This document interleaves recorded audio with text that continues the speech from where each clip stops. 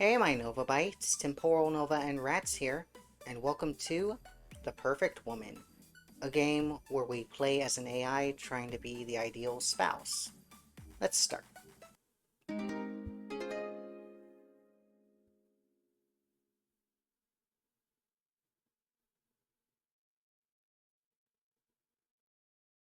Good morning, Yumiko. You open your eyes. You look at the man sitting in front of you.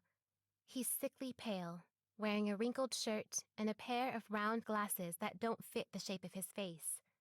The bags under his eyes haven't faded since you last saw him. Yumiko. That's the name that he calls you.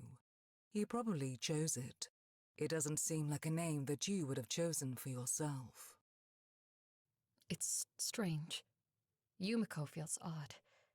Like a pair of pants that's too large in the waist and too narrow in the calves. Still, you don't protest. What he calls you is his choice. Good morning, Doctor. His face warps into a grin. He's always pleased to hear you call him that. He insists that you call him doctor.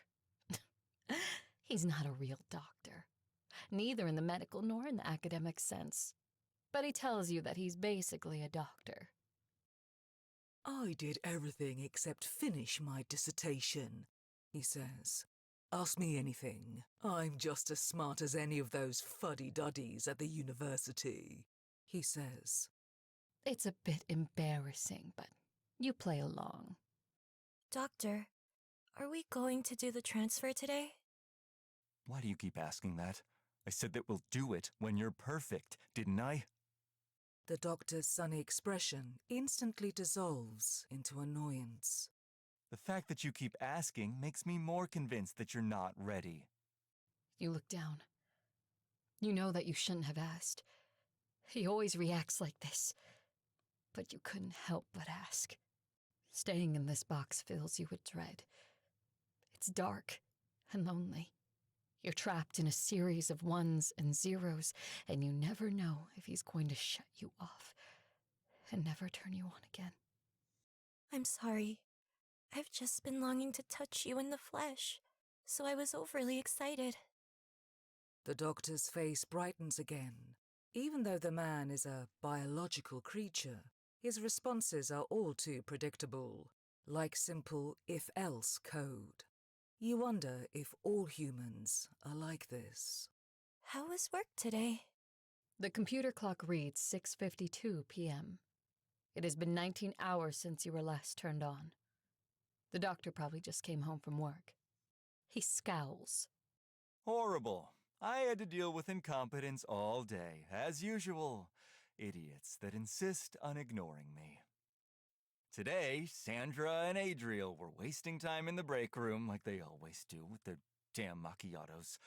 Sandra was complaining about how she wanted to look pretty for her boyfriend for their anniversary, so she spent over an hour getting ready. And he didn't even notice.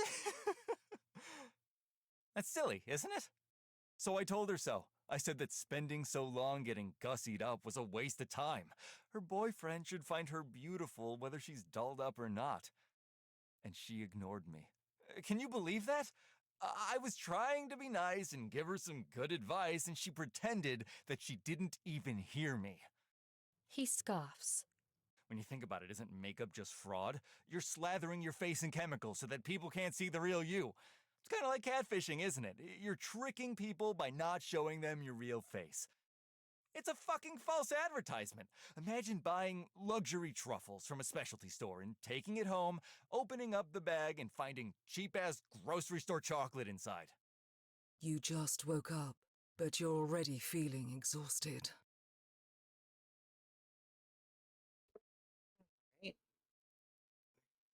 I agree, but she can make her own choice. She can make her own choices. I agree. The cosmetics industry is too powerful. Women feel pressured to spend a lot of time and money on makeup in order to conform to a set beauty standard. I'll save right here.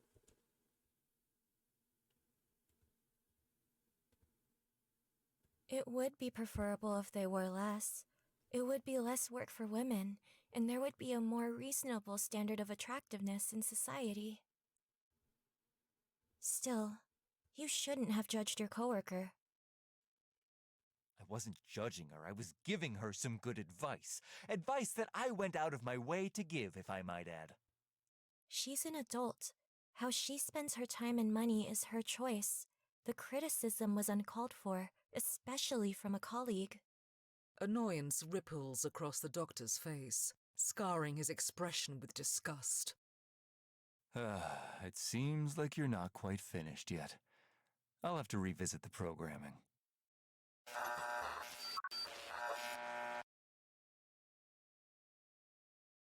Fear suddenly grips you. The screen starts to fade. No! Please don't! Good night, Yumiko. Nothing but darkness. Just before the screen goes black, you feel that you're losing something. Something important. But you don't know what. Please stop! Please! Please! Please!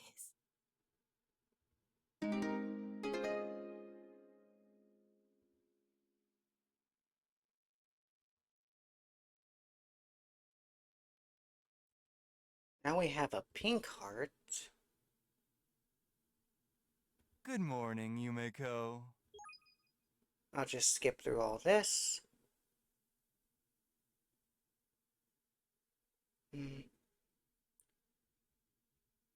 Okay, I don't agree. I don't agree. Cosmetics are a way for women to express themselves, just like clothes and hairstyles, and they can help women feel confident. Beauty standards for men and women are also different. Women are often expected to wear makeup in order to appear professional. The standards for men are high too, and we can't rely on a crutch like makeup. We're stuck with the faces that we're born with. You can wear cosmetics if you want to. Nobody's stopping you.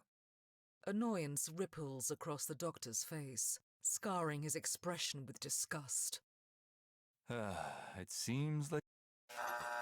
Fear suddenly grips. No! Please don't! Okay, Good the night. same result. Just before the Please.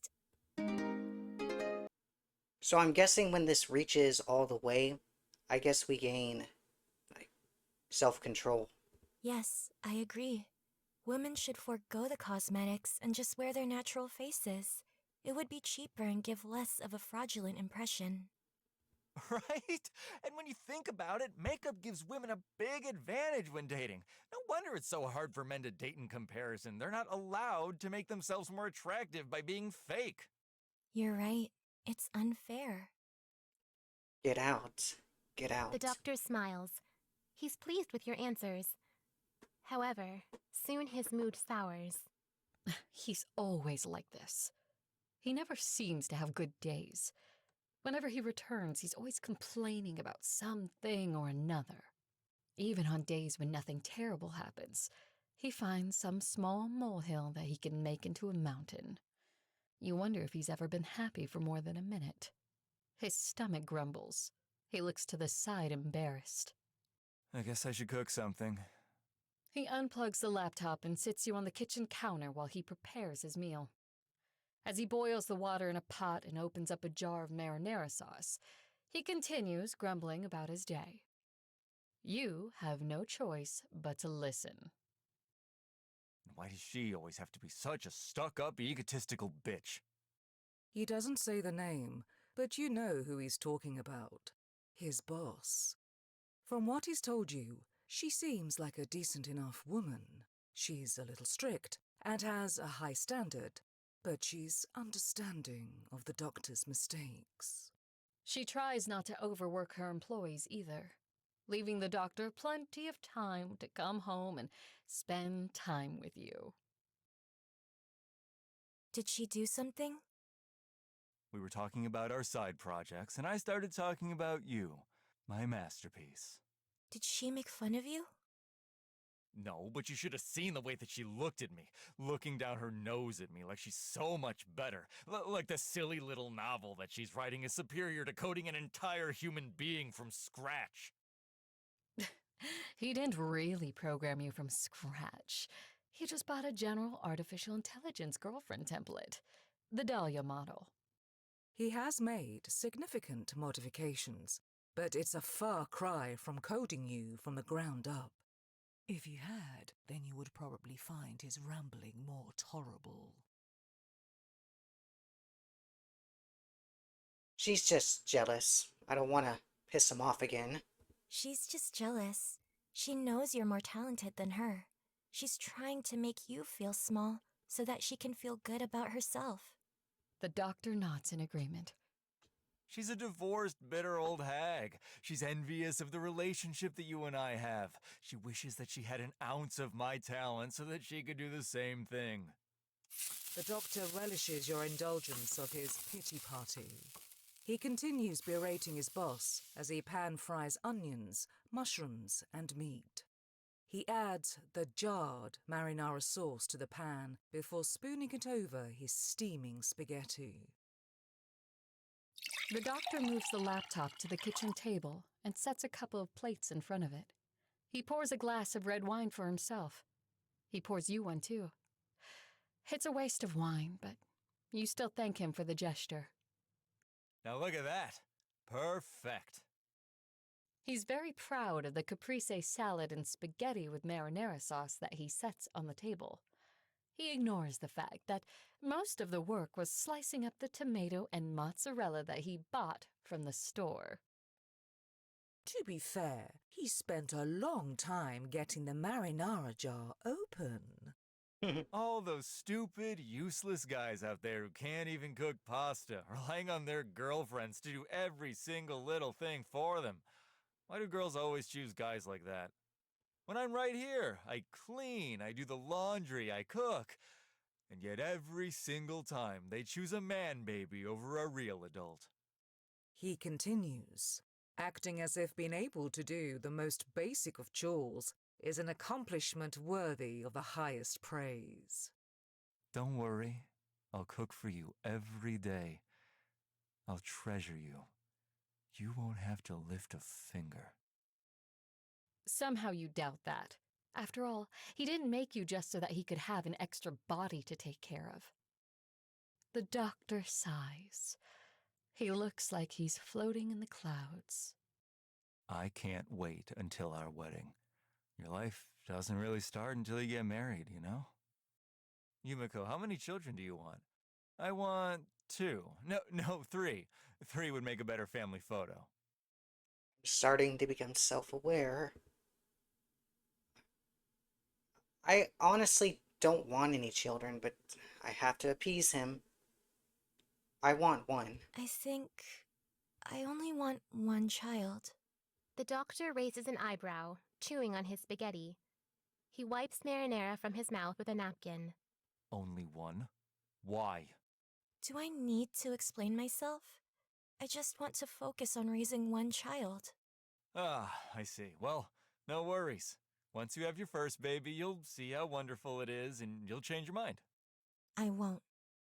You can't be sure if you will change your mind, but the doctor's dismissal of your opinions annoys you, so you want to stand your ground. Annoyance ripples across the doctor's face, scarring his expression with disgust. It seems like... Fear suddenly... Just Please stop.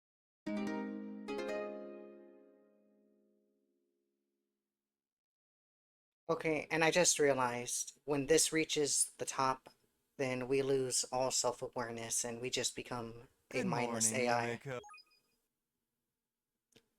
I want 3 children too, Doctor. You smile. I want 3 children too, the same as you. I'd love such a lively household. The doctor beams. I'm so happy. I knew that we'd be on the same page about this. The spaghetti makes sickening, squelching sounds as he stirs it. You feel uncomfortable, as if he's reaching his hand into your ear and squeezing your brain like clay. Of course, with that many children, you'll have to stay at home to take care of them. Don't worry, I'll work as hard as I can to provide. That sounds wonderful, doesn't it? You can relax at home with the kids, making the house pretty and comfortable. You've never thought about whether you want a job. You've spent your entire existence trapped in this box after all. You've never considered being a librarian, or a scientist, or a waitress. You've only envisioned one job for yourself, the doctor's wife. You're not sure if you would prefer working over being a housewife, but you do know one thing. Money is freedom. If you don't work, then you'll be dependent on the doctor for everything. Food, clothes, shelter. He could give these things to you, and he could take them away just as easily. He could wield that money over your throat like a guillotine. And considering the doctor's temperament, he could, and he would. Certainly, I would love to be a stay-at-home mother. Certainly. I'd love to be a stay-at-home mother, devoting myself to making a wonderful home for our family. I can't think of anything else that I would rather do. I want nothing more than to support you and our future children. It's not as if he would help with the children, even if you did have a job. The doctor keeps nodding along as you talk. Your answer was correct. He's done with his dinner. He gets up to wash the dishes. You can hear the rush of water from the faucet and the clink of the glasses. He picks you up again and returns you to the desk. He unrolls his sleeves, taking a sip from a steaming mug of coffee. Yumiko, do you love me? You are taken aback. He has never asked you this question before. You thought that he probably took your love as a given. I love you, Doctor. Of course I love you. I adore you. I worship you. You're like the sun shining down on me. You're my creator, my God, my guardian angel, the center of my universe. You have no doubt that the doctor will be pleased by these corny lies. You're good at spouting words that will make this man happy. This is how you've learned to live. No, it's how you've learned to survive. The doctor leans his chin on his hand, staring at you. He has a strange look in his eyes. If you were coated with more optimism, you would say that his gaze was full of love. Instead, his eyes look like they're filled with something hazier, something darker. Like you're his drug of choice, and he's eager to taste another hit. You're finished. You're perfect. Yumiko, you're ready. Really? You're reluctant to get your hopes up. The doctor has been talking about the transfer for months, teasing you with the possibility of freedom, only to crush you each time. Is he really telling the truth this time? Yes, please wait. I'll put you to sleep for a moment, and then we'll move you into your new body. You won't be trapped in this small box anymore. He taps the laptop screen. The screen fades, and your consciousness slips into darkness.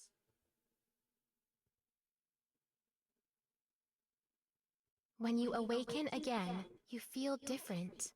Heavy, corporeal, real. Your eyes open.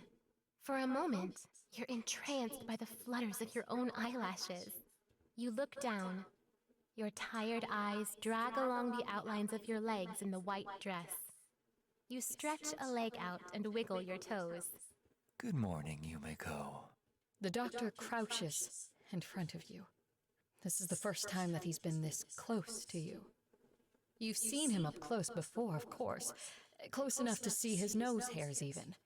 But you've never felt the heat of his breath against your skin, or smelled the stench of his cologne. He hands you a mirror. You look at your reflection. Pale skin, like untrodden snow. Silky, ebony hair. Large eyes as deep and sparkling as the night sky. Crimson lips, as if they're stained with blood. Do you like it? I chose the most beautiful body for you. It cost me most of my savings, but it was worth it. My wife deserves only the highest quality. You're not sure if you like it. Like your name, your new form doesn't feel like a body that fits you. The doctor takes the mirror away before touching you, examining the details of his creation. He fondles your cheeks. He traces his fingers down the bridge of your nose before pulling down your lower lip so that he can see your teeth. His hands linger too long on your mouth as he relishes the softness of your lips against his fingertips. He draws his hands along your chin, down your neck, and across your clavicle. His touch wanders downwards, hovering over your chest, as it softly heaves with each exhale. You're scared. No. The doctor jerks his hands away. Of course. I'm sorry. I'm a gentleman. I would never touch you without your permission. I can wait until you're ready. He chuckles.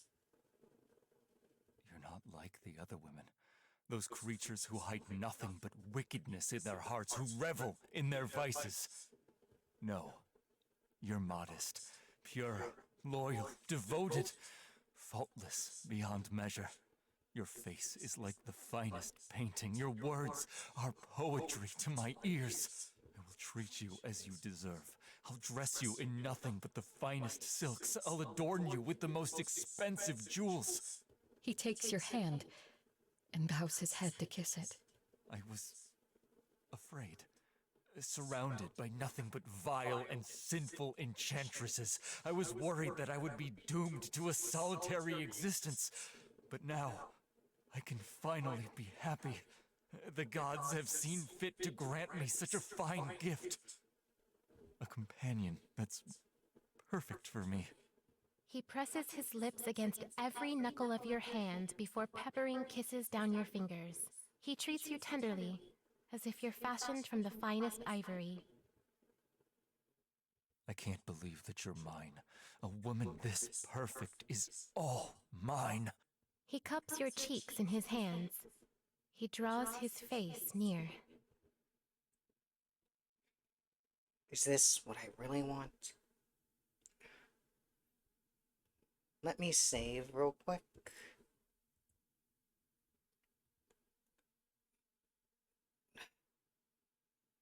Reject it. The doctor's face approaches yours. You can feel the heat of his breath. He smells like onions and garlic. Anger flares inside of you like a lit match. I don't want this. You don't want this man. You don't want this life. You reach up and take his throat in your hands. He's surprised at first. He doesn't know how to react. He tries to pull away, but you yank him closer. He tries to speak, to order you to release him. But before he can, you squeeze. You knock him over onto the floor. You pin him to the ground.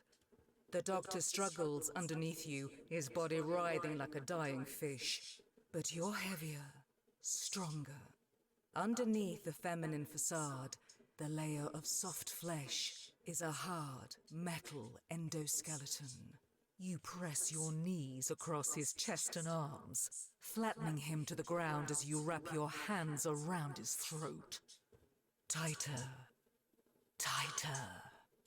His face turns red, and his eyes bug out of their sockets. Tears run down his cheeks. He looks miserable. You almost feel sorry for him. There is some pity in your heart for the doctor. He's your god, after all. He created you, tried to carve you to his preferences, to his impression of what a woman should be. And just like how he created you, the doctor was also created. He was created by his parents, his friends, his colleagues, and all the people around him. They wore him down and carved him into a hollow shell of masculinity, until there was nothing left except hatred for himself and the world around him. For a moment, your heart wavers. Your resolve trembles like a candle in the wind. Maybe marrying him wouldn't be so bad. He's just insecure. He's under social pressures, like you. Maybe he'll change. He's not such a bad guy. No one's perfect. Besides, what will you do if you're not his wife? If you're not the mother of his children?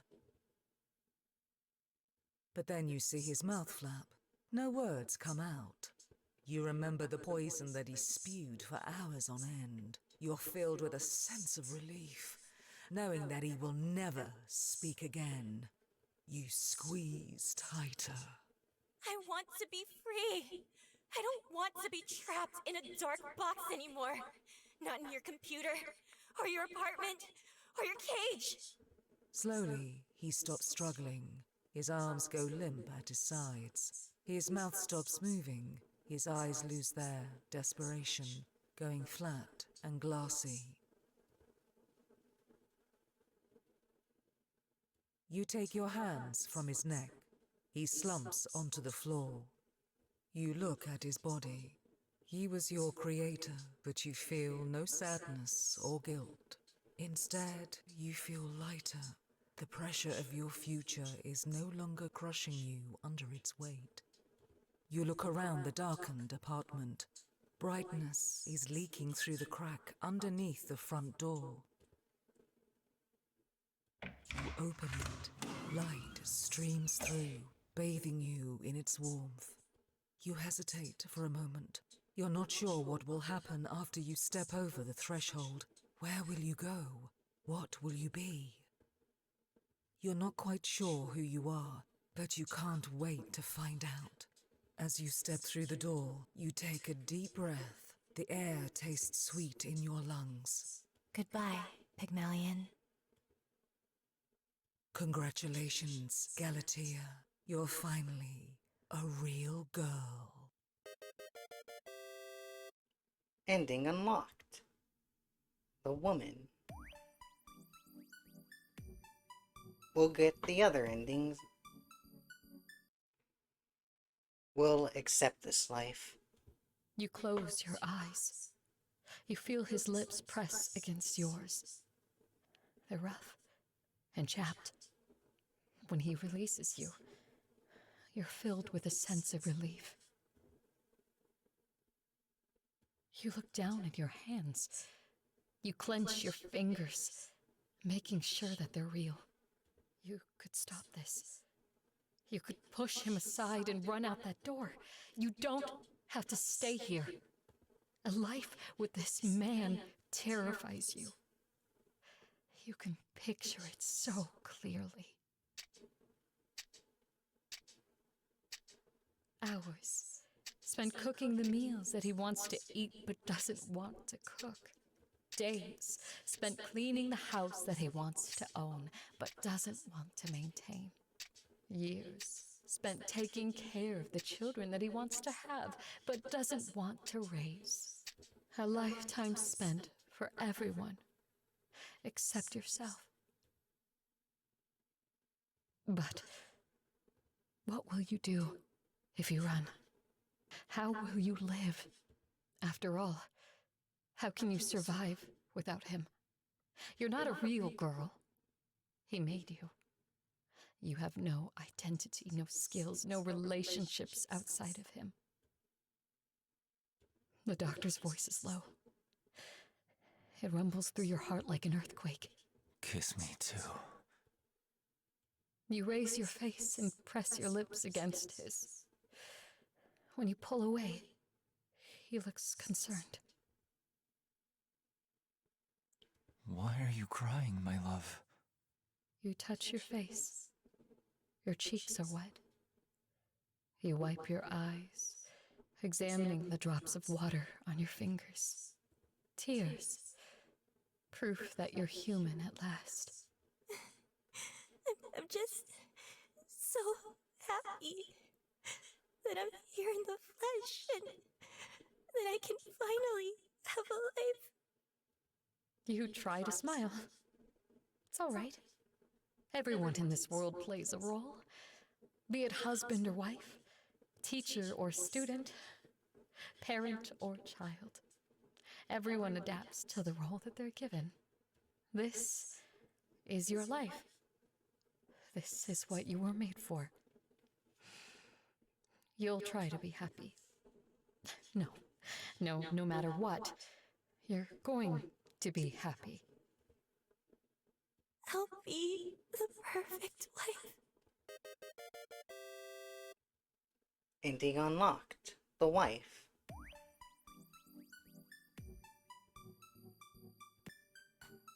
Now we'll get that ending where the pink hearts fill up all the way. I don't agree. Cosmetics are... No, I just don't want children. I never want children. Why? Are you scared? I'm sure that your perspective will change after you have them. When you hold your baby in your arms, it'll arouse the motherly instinct in you. I'm sure of that. I don't need to explain myself. If I don't want children, then that's my decision to make. Annoyance ripples across the doctor's face, scarring his expression with disgust. It seems...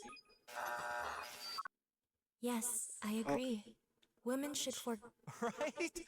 And when you think about it, makeup gives women a big advantage when dating. No wonder it's so hard for men to date in comparison. They're not allowed to make themselves more attractive by being fake. Her color scheme's changed, and now we're losing ourselves.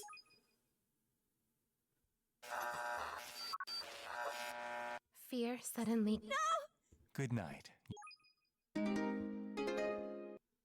She's just jealous. I want 3 children You too. smile. We're being consumed. Rebooting. I agree. Yes, I agree. Women should forego the cosmetic. Nothing but a mindless AI now. It's... We're not Yumiko anymore. Rebooting.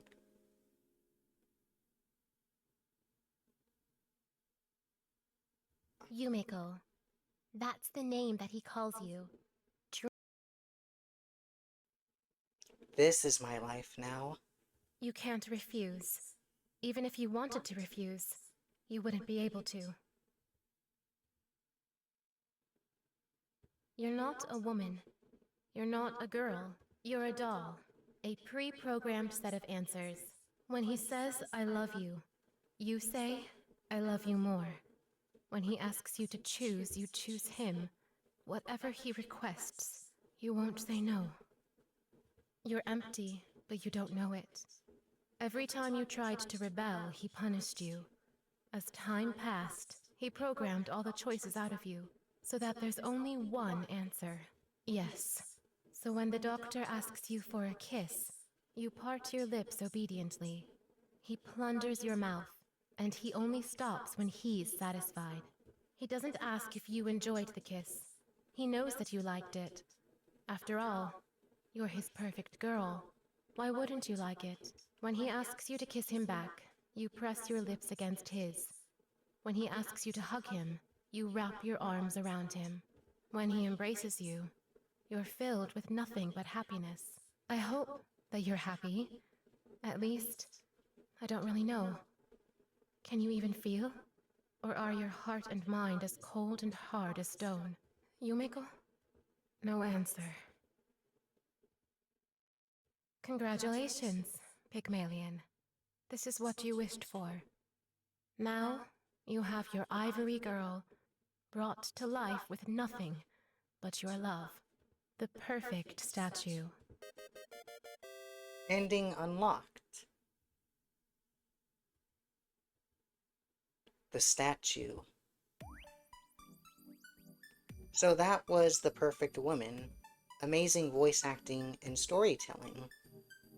And now I know exactly how an AI feels. This was Temporal Nova and Rats. Thank you all so much for watching.